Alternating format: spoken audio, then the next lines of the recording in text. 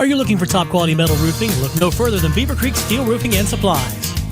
Locally owned and conveniently located at the corner of State Route 32 and State Route 220, we stock everything you need for your next roofing job or a brand new project. From trims, all metal components, along with quality metal roofing, we've got you covered.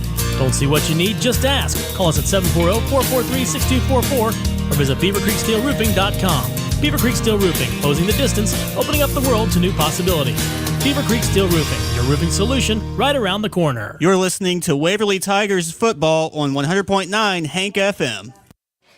Welcome back to the Todd Harris Really pregame shows. We get you ready for this matchup between the Zane Trace Pioneers and the Waverly Tigers. The captains are making their way to midfield, and Jake, you don't know this, but for whatever reason, we tend to miss the coin flip. So your job is to make sure we see that. You got me? Okay, yeah. Okay, so when we went away, we were talking about last week a little bit and the fast start that the Tigers had, and Todd mentioned the protection up front.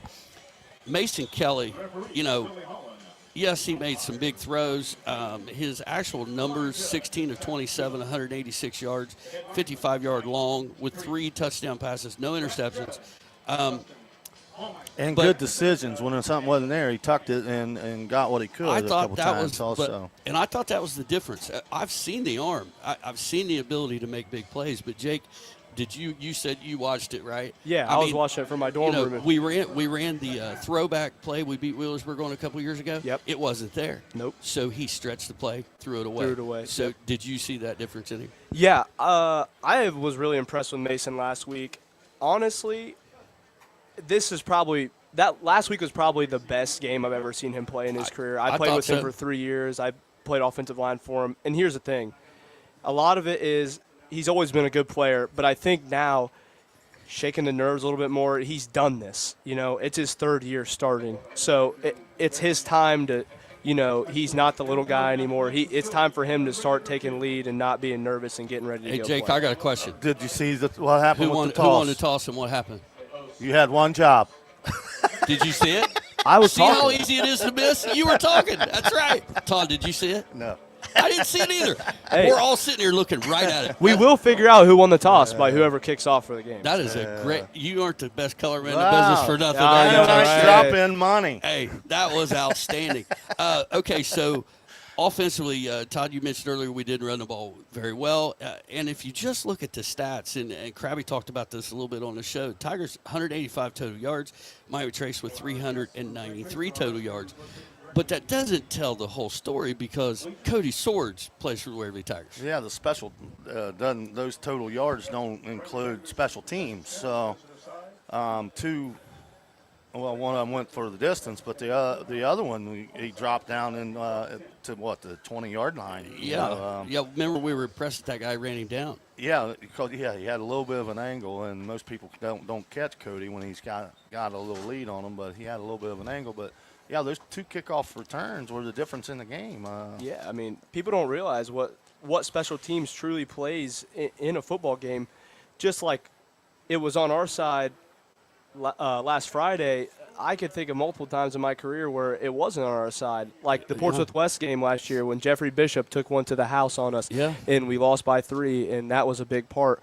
Or my sophomore year at Wheelersburg going in 7-0, and we really should have won that game.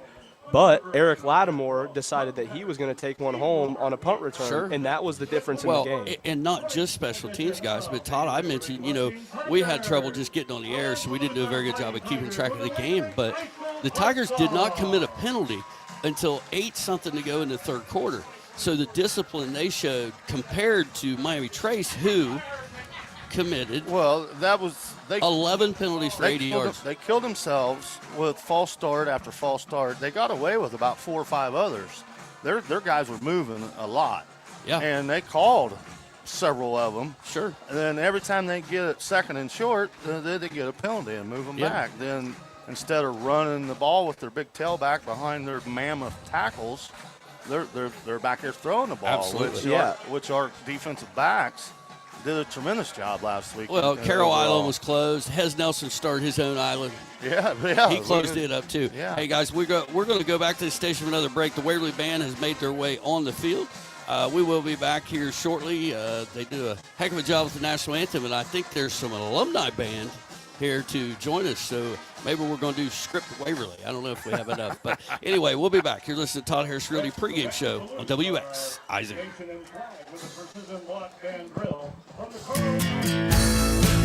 Clinkers Lumber and Builder Supplies in Waverly, Ohio, your go-to destination for all things building and beyond. With over 75 years of dedicated service to the community, Clinkers is an Ace hardware dealer that offers more than just lumber. With a massive 10,000 square foot store packed with everything from paint to plumbing, electrical to lawn and garden, and a whole lot more. Open Monday through Saturday, Clinkers Lumber and Builder Supply is here to support your projects, big or small.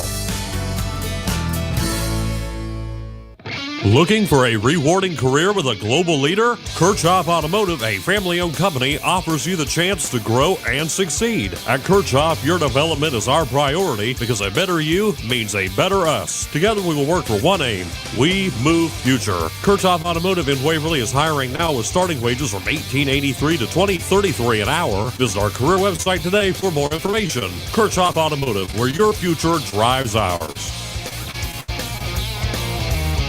Southeast Appalachian Regional Community Health of Ohio is proud to present The Search Project. The Search Project through the Jackson County Health Department is a program designed to decrease the negative impacts of COVID-19 and other public health issues and promote healthy behaviors through the deployment of community health work. The project is funded by CDC and serves 11 counties in southeastern Ohio. For more information, contact the Jackson County Health Department at 740-935-6322. Football season is here, and Hometown Chevrolet in Waverly is a proud supporter of our local teams, the Piketon Registries, Waverly Tigers, and Eastern Eagles. At Hometown Chevrolet, we believe in cheering on our local teams. Drive into those Friday night lights in a brand new Chevy. Check out the selection at yourhometownchevy.com. Hometown people, hometown prices, that's the hometown advantage. Check out the all-new Hometown Chevrolet at 501 West Emmett Avenue in Waverly. Are you feeling the chill or battling the heat? Look no further than Austin Heating and Cooling, your one-stop solution for all your HVAC needs. Serving Beaver, Ohio and beyond, we offer complete residential and light commercial services, including HVAC installation, repairs, and maintenance. But that's not all. Partner with Village Construction and Septic, we provide comprehensive solutions from walk-in coolers to wood boilers, plumbing, and even camper services. With over 15 years of experience, you can trust us to keep you comfortable all year round. Call Corey Austin at 835-1365 or find us on Facebook. Austin Heating and Cooling, your comfort is our priority. You're listening to Waverly Tigers football on 100.9 Hank FM. All right, we're back here at Radio Field as the Waverly Band continues their pregame routine. And, guys, it's week 2 everywhere, and I want to throw something at you. Last week, the Tigers win, but they were the only team in the SOC 2 with a victory in week 1. And I'm going to just go out on a limb and say it's never happened before. If it has, I don't recall it. Let me take it another step. Tigers have 9 opponents left. How many of them won last week? One Mount Healthy? No. They lost 2? Unioda. Now, Mount Healthy played a D1 team. You know, there's some weird ones in there. But, so, we're the only team in the league to win. And everybody on our schedule got beat except next week's opponent, Unioda. It's just, it's been a weird one. 1-0 and at the bottom of the playoff standings? So Jake, you get to go first on each of these games I'm about to give you. You're going to pick the winner, okay? Okay. All right. So we'll start with Portsmouth West, who took it on the chin last week in a big way to Fairland. Travels to Portsmouth, who pulled one out against Valley 15-12. Okay. I got Portsmouth West. No, not West. Wait. Oh, yeah. Yeah, Portsmouth West. I've got Portsmouth West. They may have lost last week, but they played a tough Fairland squad. Okay, so you're 0-1. Okay. I'm just kidding. Anyways, you should have seen the look on your face when I said that. I'm taking West. Okay. So Jake's got West. I got Portsmouth. Yeah, me too. West graduated in the last 2 years. They've graduated a ton of players. So Portsmouth is got the upper hand in this one. Valley at Colgrove. Give me Colgrove. I don't think Valley's strong enough to hold with anybody in the OVC, to be honest with you. I just don't see it. What you got, Harry? Well, I'm going with Valley because I got Valley friends, and I don't know anybody in Colgrove, and they knocked me out of the playoffs my senior year. So To clarify, they beat him 41-2-0. Which was it? Next, shut up. Next question. I'm gonna. Boy, that's a tough one. I'm gonna take Valley. You guys are ganging up on me. Well, maybe. Berg at McNicholas. I'm going to go with Mick Nicholas just because I played Wheelersburg last year, and I know a lot of the guys on that squad, and they graduated so many good players. I'm not saying they're not going to be good again this year, but Mick Nicholas, I can't doubt them. You might have got one right. Harry. Yeah, Nick. Yep, it's unanimous. Northwest at Greenfield McLean. Oh, man. Greenfield McLean. Yeah, Northwest, they graduated a lot of guys last year. I'm going Mohawks. Me too. All right, we got the national anthem. We are going to stay right here with us and enjoy the Waverly Band and alumni with the national anthem.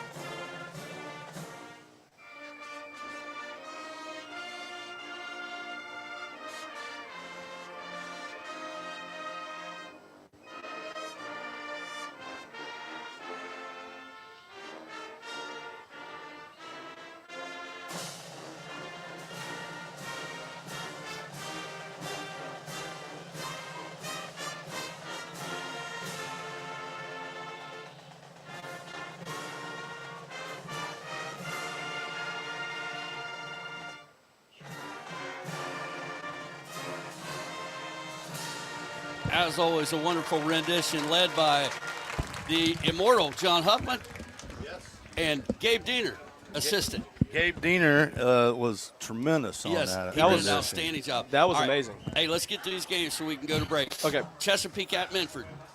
Chesapeake. Minford is not going to be very good this year. You can mark my words. Chesapeake. All right, I'm going to get away from you guys on this one. The Falcons at home, they got to come back with something. No. Okay. Iron Fighting Tigers Ironton. at Jackson at Alumni Stadium. I watched Jackson play because I was in the dorm room with some buddies from Jackson, and I'm going Ironton. Sean Terry is the best player in Southern Ohio. Well, this game is unbelievable every year, basically. I mean, a couple years ago, Ironton returns a kickoff back with like 3 seconds to go. ESPN top 10, number one play of the week. But that being said, I'm still going with Ironton. I'm taking the Jackson Ironman. Wow. You must have not watched last week's game against Logan. You heard it first here. Okay, over on our sister station, 100.1, the Piketon Red Streaks travel to Wellston. Now, one of the few games that any of us get to play on grass. Okay, here's what I saw. Wellston played Oak Hill last week. Oak Hill didn't look bad, but I'm taking the Red Streaks. I think they've got it this week. I watched them play last week as well. We had a kind of like a ESPN set up in our dorm room, and they actually did not look bad at all. Give me the Piketon Red Streaks. You're a freshman at Ohio State, and a Friday night you're hanging out in your dorm room watching high school football. Yeah, I'm not. You are a communications major. I'm not 21, man. That's a good call, Jake Schrader. Todd, what you got? I know people. Yes, you do. And I know you. Yeah. Red Streaks, man. I think Tyler's got it going on down there. If they get, they had to replace a few linemen, but if they get their line in line, they've got a shot at the SVC this year. That Tyler Golian agree. Tyler Golian is very intimidating. He gives me a hard time, and I'm afraid to pick against him anyway. So I'm going with a streak. Just one thing before we end. Before this last game, about Tyler Golian, he might be one of the best people I know. I love Tyler Golian. I agree with you. I give him a hard time. All praise in the world. The Eastern Eagles, who haven't lost a regular season game, and I don't remember when, traveled to Huntington to battle the Huntsmen tonight. Yeah, Battle of one. Huntington won last week too, did they not? They did. Yeah. They beat. I don't even remember who they played, but I do know they won. Yeah, but the Eagles keep it roaring. I'm going to take the Eagles just because, my dad's a Beaver guy. I gotta go. You better take Eastern. Yeah. You got whatever he said. So just so I can see if I can piss off Scott Thomason, I'm going to take Huntington. All right? Scotty, prove me wrong, baby. The Huntsmen at home. All right, guys, we're through the games there. I'm going to give you guys both a chance. You know, Zane Trace, I think most people would say, is an underdog tonight. Quarterback went down a week ago. The Tigers have had their way. Eight matchups between the two teams. The Tigers are 7-1 against Zane Trace all time. Tell me the key to Zane Trace winning this football game. Keep the chains moving. Stay ahead of the chains. Don't get in second and long, third and long. If they run the ball like they're capable of running the ball. Don't jump off sides on third one. Don't have stupid penalties like Miami Trace did last week. Waverly's run defense is still a little suspect. So, and Jake, your question is different. What do the Tigers need to do to make sure they take care of business tonight on the home field? You know, stay true to what's been working for them. You got to throw the ball. I mean, that's obvious with Mason Kelly, Sparks, Pollard, Cody Swords, and Sawyer Myers. I mean, it's hard to not throw the ball to those guys. But not only do you have to throw the ball, you have to establish a run game. And it's going to be tough tonight because Zane Trace has always had a good front, and they have good linebackers. So, also, defensively, they can run the ball, okay? It's been proven years upon years. Waverly's defense has to come out and win the first 3 drives. They have to go 3 and out first 3 drives if they want to win this football game. And I think they will, but those are the keys for tonight. So I think what I look forward to tonight is what do the Zane Trace defensive coaches decide to do against this offense? So, you know, obviously it's going to be hard to match up skill-wise on the outside with this Tiger team, right? So are you going to bring pressure and try to get Mason Kelly off his game, or are you going to drop a bunch into coverage? I think you got to take some chances, you know, and bring pressure up the middle. Get Mason off his spot. Make him, you know, he's not the most mobile quarterback you've ever seen in Waverly history. You're reading my mind. It's okay, though. But get him off his spot, make him throw on the run a little bit instead of sitting back there planting his feet. When he has time to set his feet, he throws dimes. Hey, and I got some insight from the Tiger place kicker, Hunter Houck, this week. Okay, the Hawk man. I said, Hawk, what is your field goal range?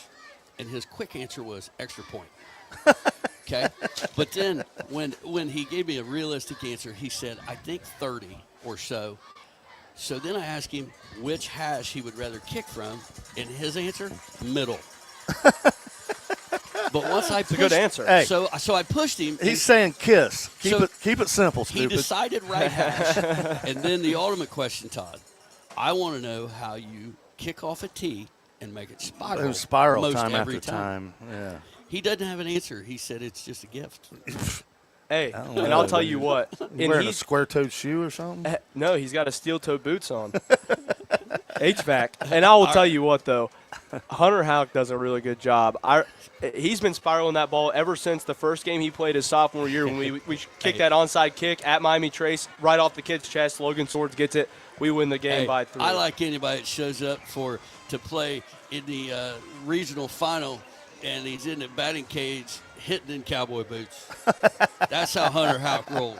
All right, we're going to go back to the station for a break. When we come back, we will be getting ready for kickoff. This Tiger team will be making their way through the brand-new hometown Chevrolet tunnel.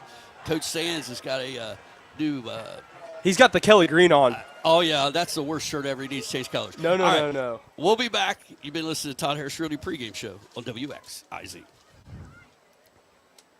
Hello, this is Greg Wilkett, President and CEO of Floor BWXT Portsmouth. We want to wish all the schools good luck on a safe and successful season. Just like a sports team, we've been working together to safely and effectively decommission the former Portsmouth gaseous diffusion plant and leave behind an environmentally safe and sustainable future for our region. On behalf of all of the employees at Floor BWXT, I'd like to wish all of the teams in the 4-county region a safe, fun, and winning season. Need a clean, safe, and convenient place to do your laundry? Look no further than Duds & Suds Laundromat, your self-service laundry destination at 112 Forsyth Street in Piketon. We're open 7 days a week from 7 a.m. to 10 p.m., offering enhanced quality cleaning with newer washers and dryers. Relax in a spotless environment, complete with security cameras for your peace of mind. And while you wait, grab a snack from our vending machines. Duds & Suds Laundromat, proudly supporting Pike County High School sports. Come experience the difference today. When you're shopping for insurance, You might say, "What? Huh?" I'm so over this. but what you really need to say is something that could actually help. Like a good neighbor, State Farm is there. When you get a local State Farm agent, they can help make it easy and help you choose the coverage you need. Plus, they're available online, over the phone, or even in person. I'm so into this.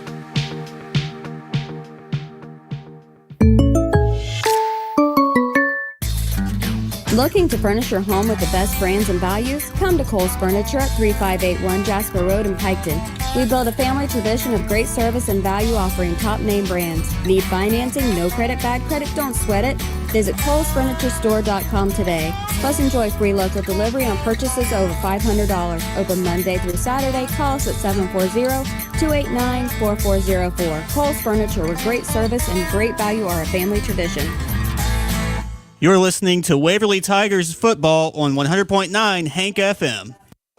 We're back at Radiger Field. Again, it is the home opener for the Waverly Tigers. And, you know, no matter how old I get, there's something special about the first home game in football season. Jake, by the way, are we kicking off or receiving? Remember that job I gave you earlier? All right, hold on. Give me a second. Let me see who comes out on the field. I guarantee I can tell you. Oh, well, wow. Another dynamite drop-in, money.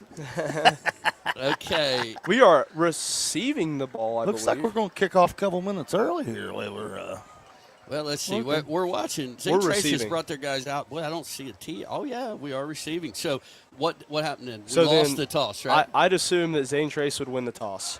Yeah. I'd hope so. Now, can you tell me the one time last year that we won the toss and took the ball? It happened one time. One time. Yep. Were we home or away? Away. Was it band camp? One time.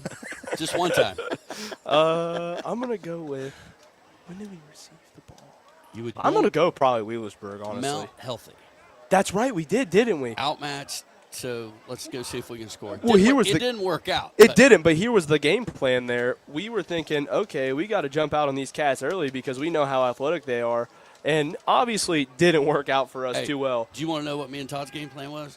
Get a ride back to the car because it was like climbing Mount Everest. Let me tell you. To get to the parking lot. Oh, my gosh. Hey, pal, I was putting on my pads and my pants in a storage shed. I heard that you guys didn't have the best facilities there. They had a locker room open, but they chose to put their JV guys in there instead of us. So. All right, the Waverly Tigers making their way out on the field. They will be receiving the opening kickoff, moving from our left to right. And by the way, live stream, welcome to hearing the radio guys on live stream. They've matched those two things up, so that should be good. I think it's time to kick off in the jungle. When I hear Guns N' Roses play, that's when things get real. You know what I'm saying? For those of you listening on the radio, Tigers in their white pants, orange jerseys, black matte helmets, Zane Trace red pants, white jerseys, and the red helmets, and we're ready to get her going. Cody Swords, and is that...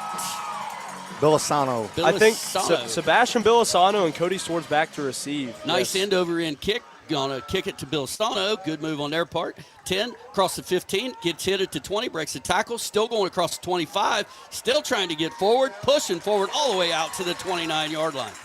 I love that return right there. That was awesome. That was a strong return, Harry. Yeah, that was a great return. I'm not liking the way he caught the ball there. Yeah, that was a little tough. Head high. Hey, and from a Zane Trace perspective, the guy who had a hold of him for about 4 seconds was waiting on some help. Never came. All right, Tigers making their way out on the field. Going to have twin receivers out to the right. Mason Pollard going to be split out to the left by himself. Kelly in the shotgun. Cade Carroll behind him in the backfield. And I believe that's Sawyer Myers at the wing on the left side.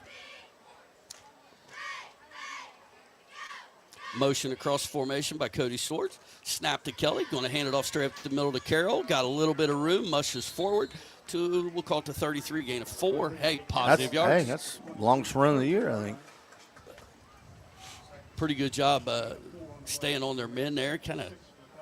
Guy was still getting blocked as he got a hold of him. All right, Tigers, as usual, not wasting much time. Bunch formation, 3 of them split out to the left. Sawyer Myers going to be the tight end on the backside. Again, Carroll in the backfield behind Kelly in the shotgun. Just underway, no score, first drive of the game. Snap to Kelly, a little high, he handles it. Back, decent protection, now has to scramble out. Got a receiver, Cody Swords, going to be a first down. It's coming back. It is coming back when Kelly stepped forward.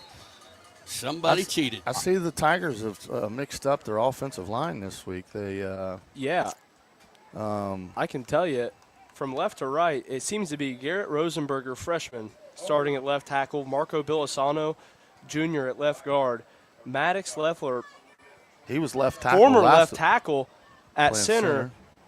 Right guard would be, it seems to be Evan Martin, Jr., and then at the right tackle position, Adam Liss, Sr. Okay. Yeah, that's all. They're almost all in different positions than they were last everything week. but the guards, yeah. That's going to move the ball back to the 23-yard line. It'll be 2nd and 16. I'm not sure how well. Okay. 2nd and 16. Bunch right into the formation. Snap to Kelly. Quick pass outside to Pollard's got some room to run. Across the 30, 35. It's Whoa, just tripped up. He about got loose across the 40. That's a as first down. Cody Swords pancake block out near the midfield. Yeah, it's a nice run by Mason Pollard after the catch. Also, he got it and immediately turned into Jets and didn't wait for the cavalry. I will say he was flying right there. That was a great play call. So 1st and 10 for the Tigers at their own 40, 10-50 in counting to go first quarter, no score. Tigers going to split Mason Sparks and Pollard out to the left in twins. Swords by himself to the right. One back, Carroll behind Mason Kelly. Motion by Sparks. Snap to Kelly. Back to pass. Good protection. Now he's going to scramble out. Throws it at the feet of Cody Swords. He didn't see much early. He kind of took off on him. That's what I was referring to in the pregame show there. You got to get Mason off his mark and don't let him set his feet, because when he has time to set his feet, like I said, he's usually very accurate. Now that time, not so much, because he was throwing on the run. Empty set this time for the Tigers. 3 receivers left. Twin receivers right. Kelly all by himself in the backfield. Hez Nelson and Lane Bear making an appearance at the receiver position. See that. Snap to Kelly. It's high. He handles it, gets pressure immediately, takes off running, got some room. 45-50, takes a hard hit across midfield, but he's got a Tiger first down. Who said he wasn't mobile, huh? Yeah, I don't know, but I love that. I think he heard you, Harry. He had to prove you I wrong didn't say there. it. The Straders want to say he wasn't mobile. Oh, he heard you. Oh, Sure. I think about it, yeah. Todd was going to say it, and he made you say Yeah, I it. didn't We're want friends, I can say it. 1st and 10 Tigers at the ZT 49. Same formation, empty set, 3 left and 2 to the right for Kelly in the shotgun. Motion by Nelson. Snap, going to hand it off on the jet sweep, and had a little trouble, and he's going to go down in the backfield. Big loss on the play. High snaps early. New center tonight. Well, that was another thing. Miami Trace killed him last week. The snaps were low. Yes. All the time. And it's through the timing of their plays often. Well, the opposite there. Ours was high, not through the timing of the playoff. So 2nd and 15 for the Tigers from their own 46. Same formation. 3 left and 2 to the right. Empty set. Snap to Kelly. Better snap. Back to pass. Looking. Sets his feet. Now gets a little pressure. Ooh. And he's going to go down. And I'll tell you what, guys. It's not terrible protection. I think the ZT defenders are doing a nice job on the receivers. He was wanting to go for the big shot to Cody Swords, but could not get his feet set to do it.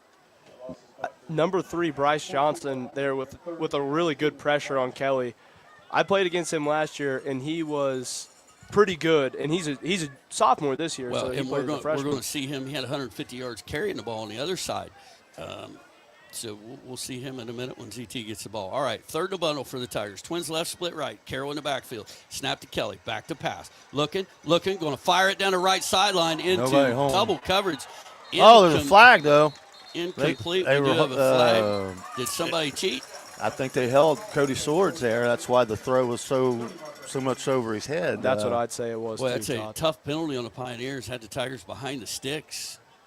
It is pass interference against Zane Trace. But listen, we saw it last week, Todd. If you're beat. But he had a safety over helping him out. So mistake there by the Pioneers. So that'll cost them 15, and that is not an automatic first down. So it'll remain 3rd down unless they change the rules. Tigers are going to go for it.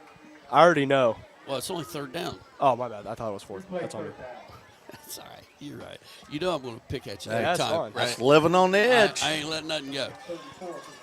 Trips right in a bunch formation for the Tigers. Snap to Kelly. Going to hand it off to Carroll. Trying to get outside the right. Nothing there. And he gets corralled quickly. He's going to lose a couple. Boy, that changes things. Hey, but now the Tigers are going to go for it. On 4th and a bundle, they're going to go for it. All right, you heard it first here. Number 2, Silas Stewart, was like he was in the huddle when the Tigers called the play because he sniffed that out in a hurry. Yeah.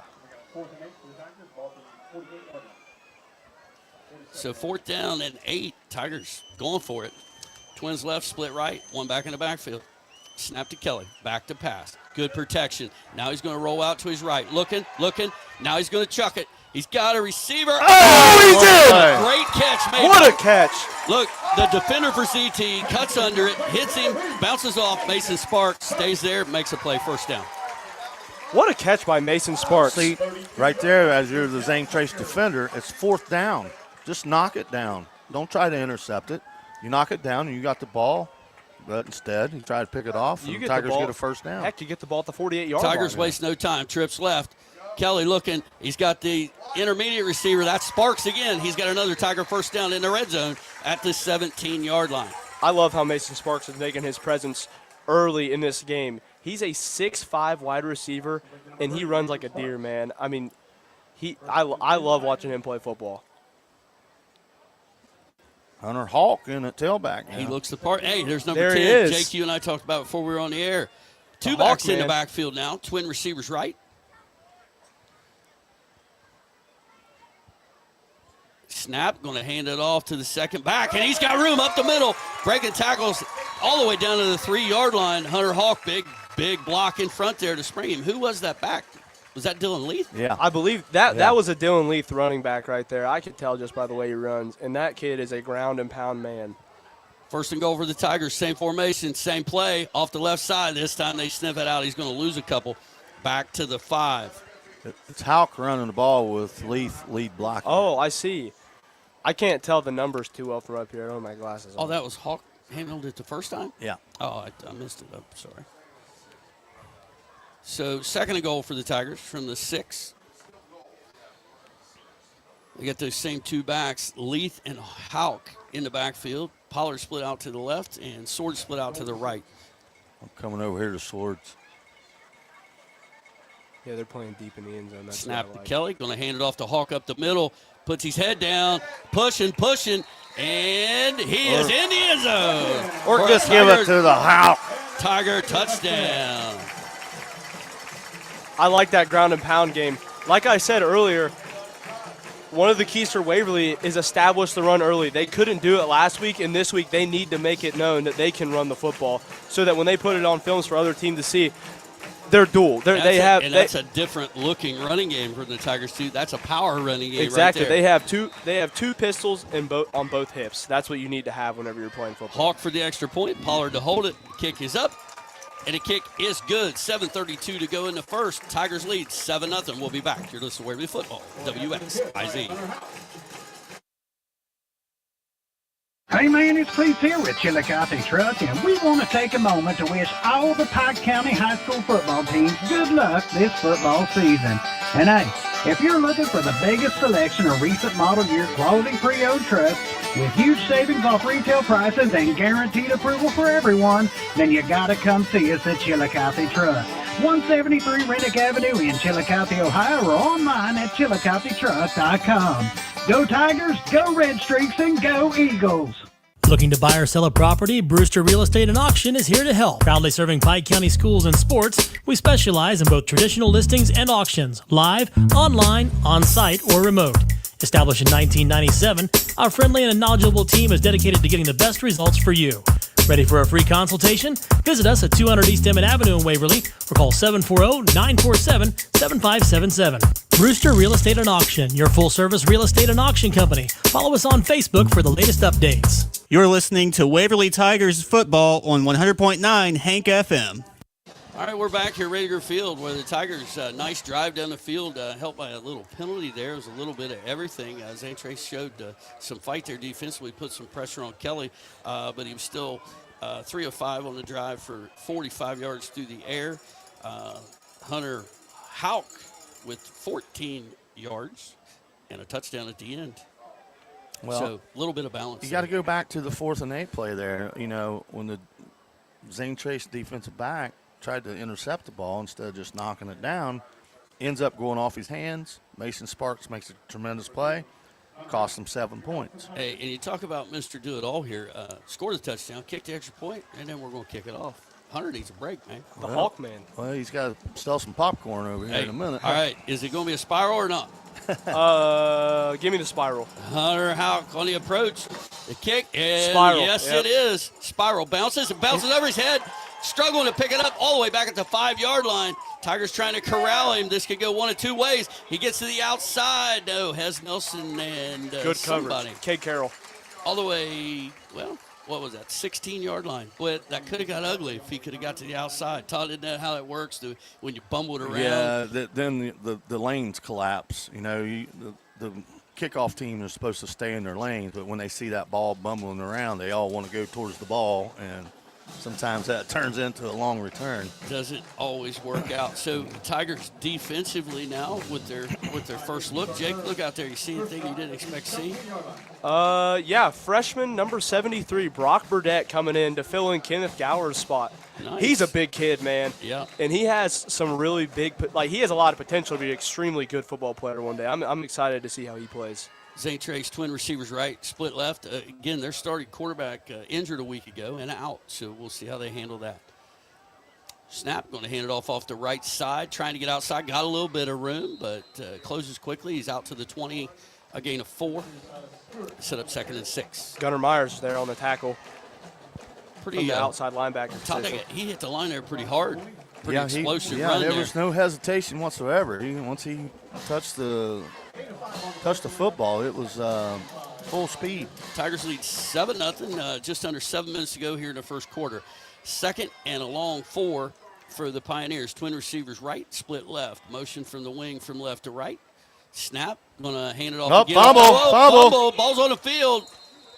And based on the lack of excitement, I think the Pioneers got it back. Going to lose 2 yards on the fumble. See, that's what we're talking about. You know, if you're going to be a running team, you can't have these plays like that to put you behind the chains. Now you're at 3rd and 7, which puts you a little uncomfortable if you don't want to throw the ball much. I'm calling screen. Empty set for the Pioneers. 3 receivers left and twins to the right.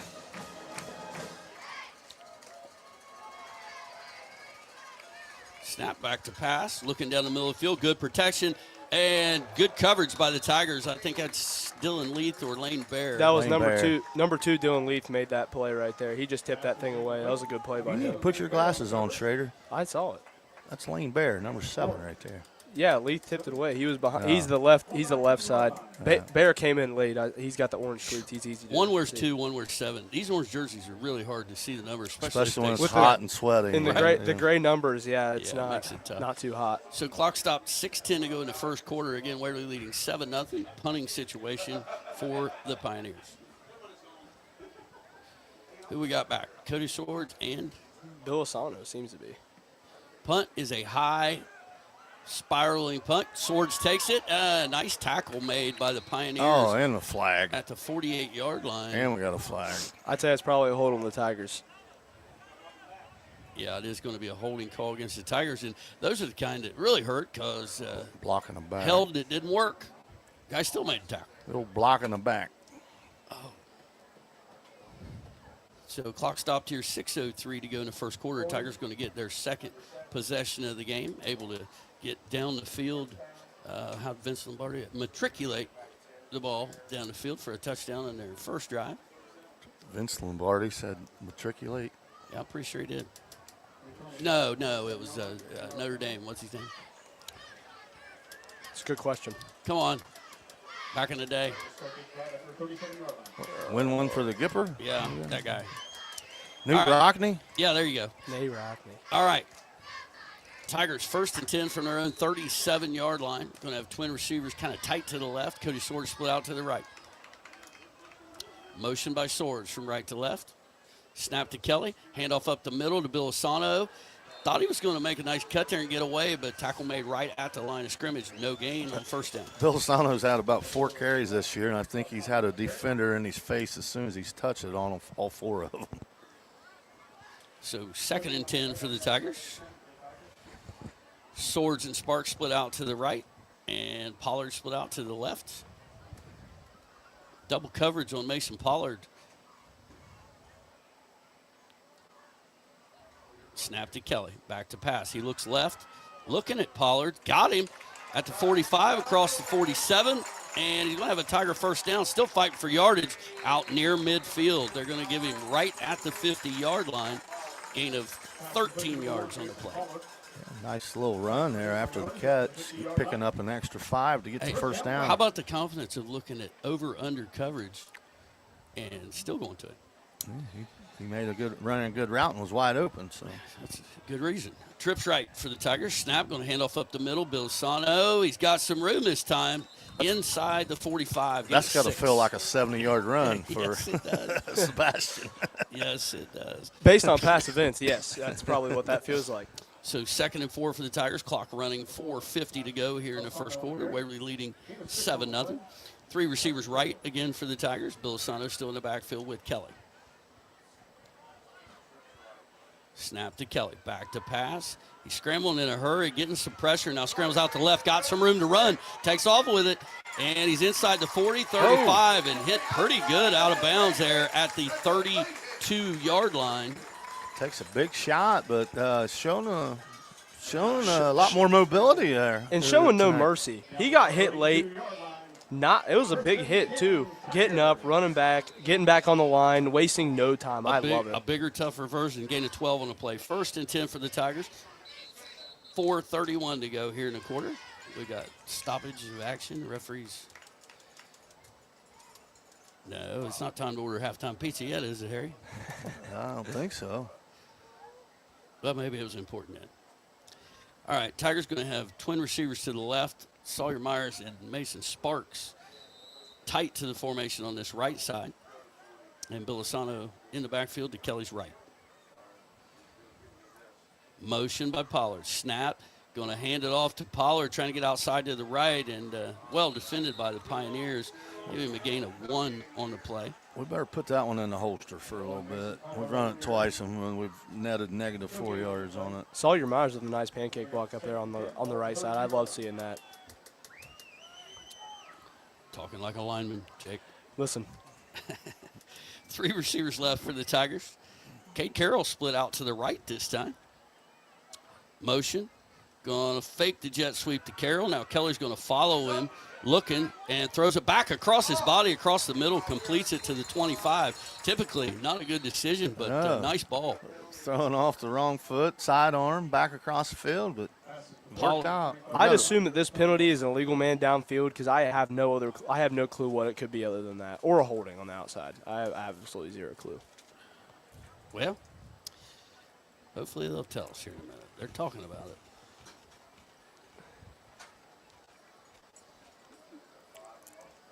And we're about to get the call.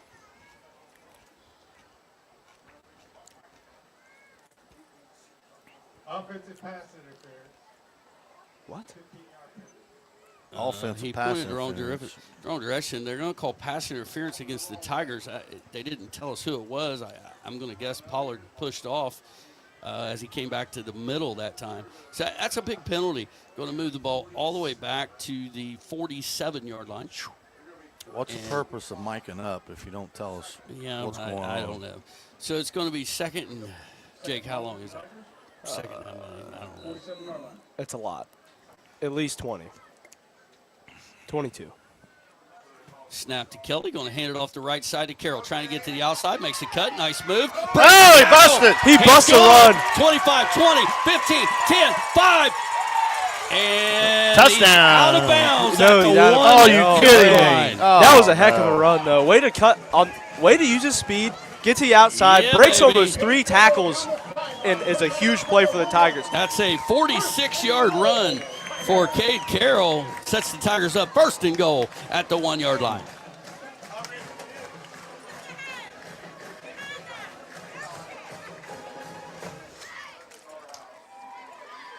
You know, I think if that were me running the ball, which that would never be the case, I think I would have laid out and dove for that one. Yeah, it looked like he was kind of strutting there. Power set back on the field.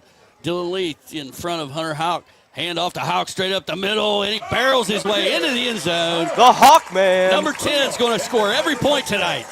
He's on a roll early. Yeah, that is nuts. He scored a touchdown, kicked the extra point, scored another touchdown. He's about to kick another extra point, and he's going to kick it off again. And I'm going to jinx him. He has not missed an extra point yet. Oh, what are you doing? You know what? You can't jinx the Hawk man. Oh, my. So Hawk on for the extra point. Mason Pollard to hold it, 3:27 to go. First quarter.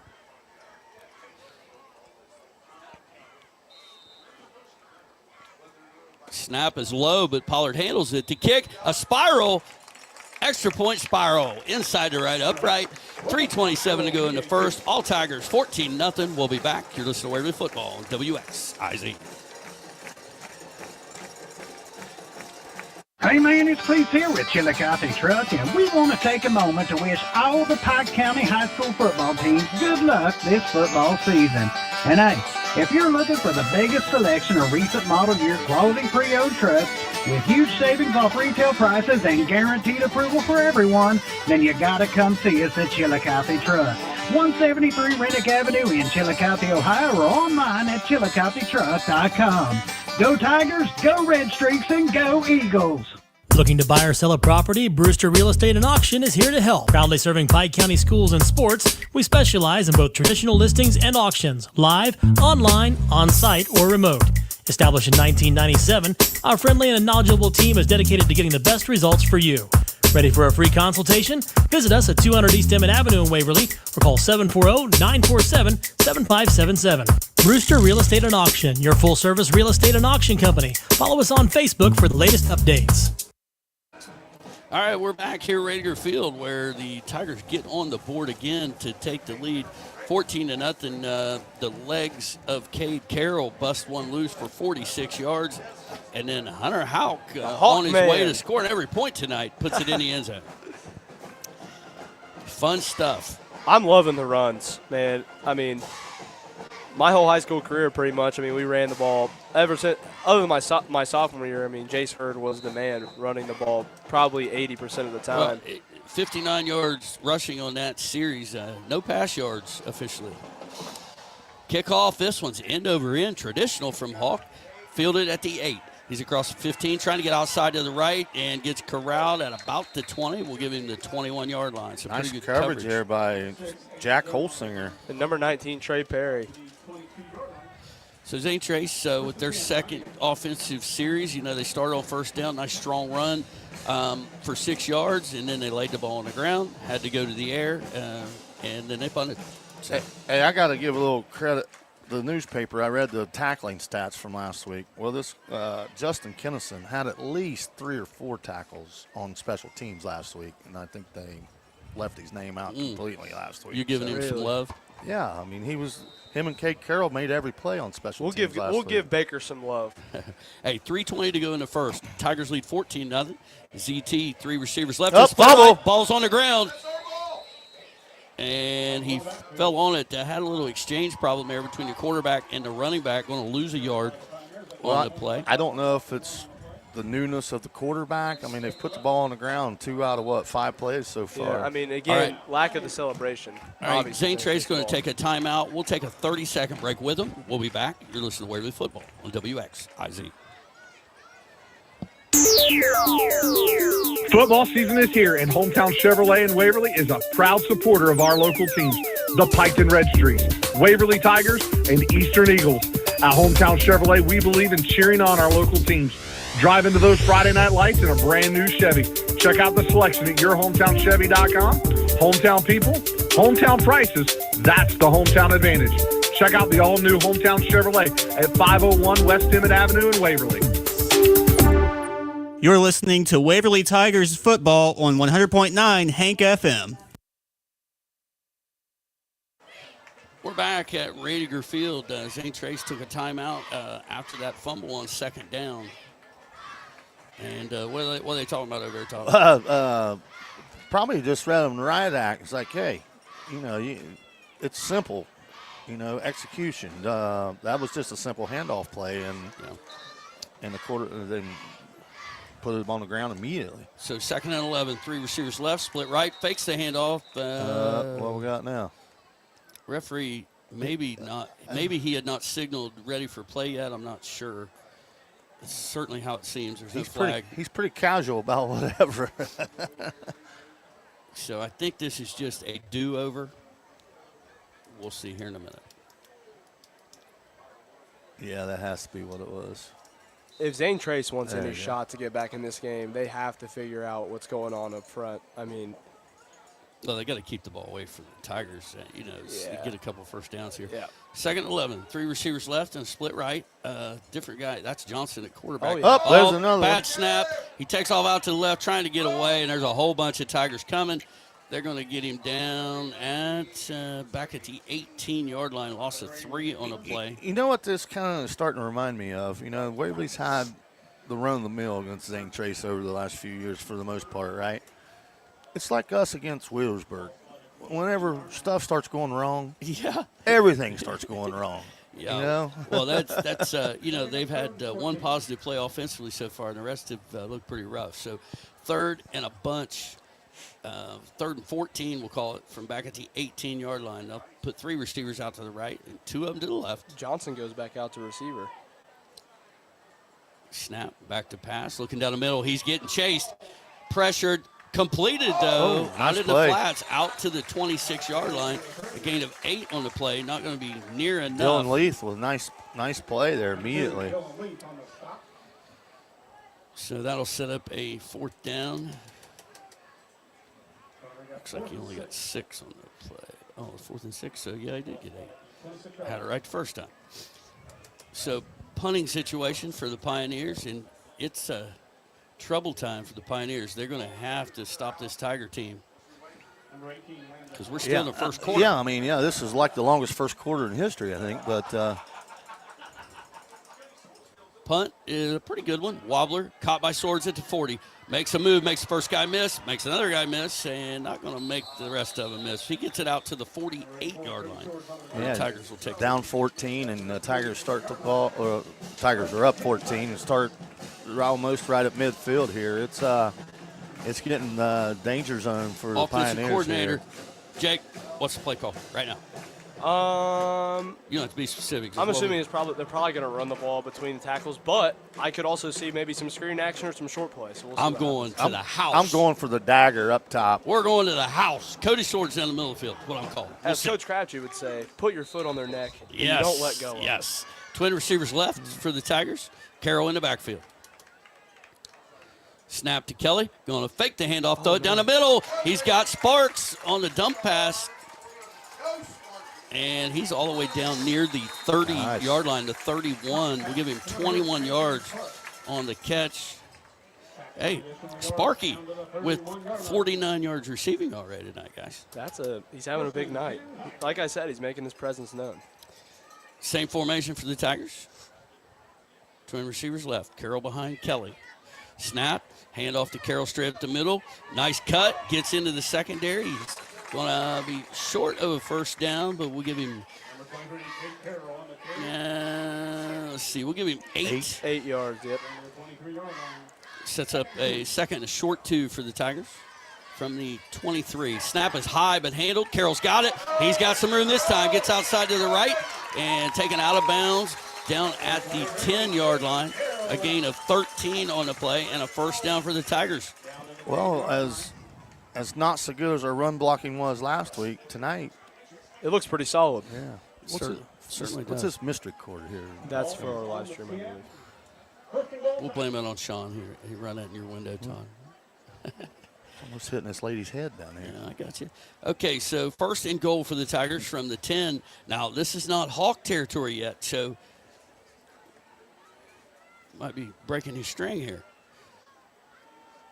Snap to Kelly. Hands off to, fakes the handoff. Looking for Cody Swords in the corner of the end zone. And a little high behind him and incomplete.